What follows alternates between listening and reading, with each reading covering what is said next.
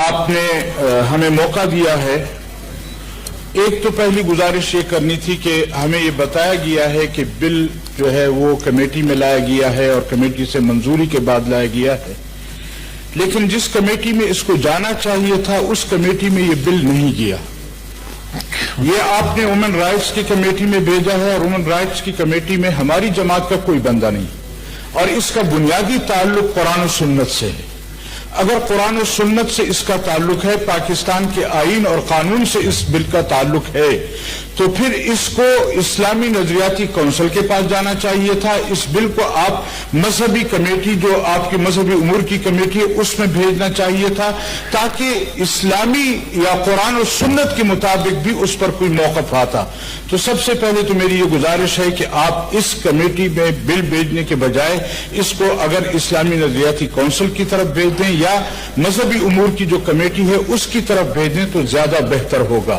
Number 2، گزارش یہ ہے کہ ہم نے پہلے بھی گزارش کی تھی کہ اگر اس طرح کی بل آپ انٹروڈیوس کراتے ہیں تو اس کو برائے مہربانی اردو میں کرایا کریں، اس لیے کہ بہت سارے ساتھی اس وقت اس طرف بھی بیٹھے ہوئے ہمارے پی ٹی آئی کے ساتھی ایسے ہیں کہ جن کو یقیناً اس بل کو سمجھنے کے بعد اس کے ساتھ اتفاق نہیں ہوگا، اور جب ان کے ساتھ ان کا اپنا لوگوں کا اتفاق نہیں ہوگا. میں سمجھتا ہوں جس طرح میں ایک مسلمان ہوں اس طرح علی محمد خان فراز صاحب یہ بھی مسلمان ہیں، اور جس طرح ہم یہاں آج اسلام اور مسلمان کا گلا کاٹنے کی کوشش کر رہے ہیں، میرے خیال میں اس طرح یہ لوگ بھی نہیں چاہتے کہ آپ دین اسلام کو، قرآن و سنت کو پس پش ڈال کر وہاں پر ایسے بل لے آئے کہ جس سے ملک اور قوم کا نقصان نہیں، میرے معاشرے کا اور میرے فیملی اس گھر کا آپ نقصان کر رہے ہیں. حضرت یہ تو یورپ کا قانون ہے کہ اگر کوئی باپ وہ اپنے بیٹے کو معاشی طور پر یعنی اس کو جیب خرچی پوری نہیں دے گا اور بیٹا اس کے خلاف عدالت میں آ جائے گا تو کل وکیل آمنے سامنے ہوں گے. اور اسی طرح اگر بیوی وہ اپنے خاوند کے خلاف یہ کہہ دے کہ اس نے میرے ساتھ غصہ کیا ہے، مجھے ڈانٹا ہے، مجھے اس پر وہ کیا ہے، یا مجھے خرچہ نہیں دیتا، معاشی طور پر مجھے اس نے خراب کیا ہے، تو پھر کل عدالت میں آمنے سامنے ہوں گے. اور پھر جو قرآن و سنت، جس طرح میرے بھائی مشتاق صاحب نے کہا کہ قرآن نے بھی کچھ حد تک معاملات گھر کے اندر طے کرنے کی بات کی ہے. قرآن و سنت کے گھر کے اندر معاملات، ایک کمرے کے اندر بیوی اور میاں کے درمیان اگر کوئی معاملہ ہو جاتا ہے، ہم چاہتے ہیں کہ اس کو چوک پر لایا جائے. اب اس کو چوک پر لانے سے کیا ہوگا؟ یہی ہوگا جس طرح محترم شوری مزاری صاحب کا گھر نہیں بسا، کسی اور کا بھی نہیں بسے گا.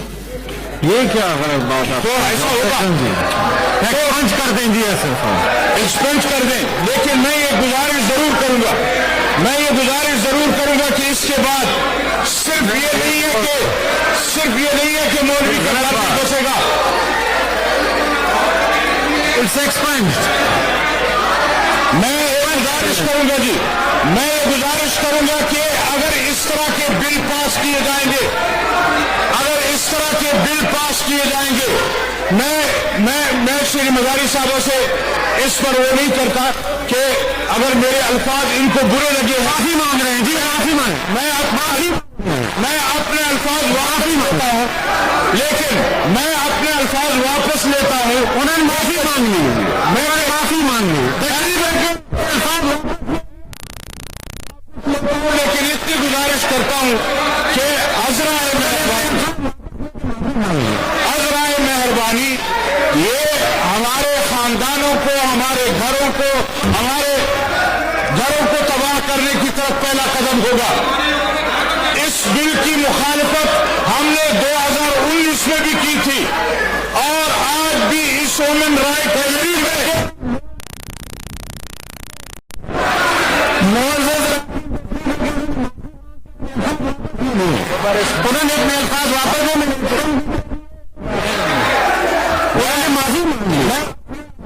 اس لیے شیری مزاری صاحبوں کو برا لگا ہے، لیکن میں یہ گزارش کرنا چاہتا ہوں اس نے اپنے الفاظ واپس لے لیے. تو سنیں، اس نے اپنے الفاظ واپس لیے. मैं गुजारिश करूं, मौलाना साहब तशरीफ रखें, बस अभी होगी आपकी बात। मैं अगर एक चीज मैं और वाजे करना चाहता हूं, आप बात करेंगे इसके बाद। जी जी रजा, मैं एक चीज वाजे करना चाहता हूं चेयरमैन साहब, मैं एक बात वाजे करना चाहता हूं कि अगर शेख मदारी साहबा को या अपने अल्फाज वापस ले लिए, मैं अपने अल्फाज वापस लेता हूं, लेकिन उसने कहा मैं वापस ले लिए। जी तशरीफ रखें प्लीज, तशरीफ रखें, तशरीफ रखें, तशरीफ रखें, मैं गुजारिश करूं जी, अगर बात तशरीफ रखें। अगर बात बिगाड़ने वाली है और मौलाना अताउर रहमान साहब, आपने माफी मांग ली अपनी। मैंने कह दिया है कि अगर मेरे अल्फाज किसी को बुरे लगे हैं, मैं उसको तशरीफ रखें। अब बैठे मौलाना साहब तशरीफ रखें, आ जाए, वापस आ जाए। बैठे जी, आप बैठे। तशरीफ जी, अताउर रहमान साहब अब तशरीफ रखें। मैं गुजारिश करना चाहता हूं जी कि इस तरह इस माहौल को खराब करके ये फायदा लेना कि हम शायद इससे कोई फायदा लेंगे, मैं एक दफा फिर वाजे करना चाहता हूं कि ये बिल आपके घरों, आपके खानदानों और इस मुल्क के आईन और कानून और कुरान और सुन्नत के खिलाफ है। Thank you. ये उसके खिलाफ है और हम इस पर एहतजाज भी करेंगे।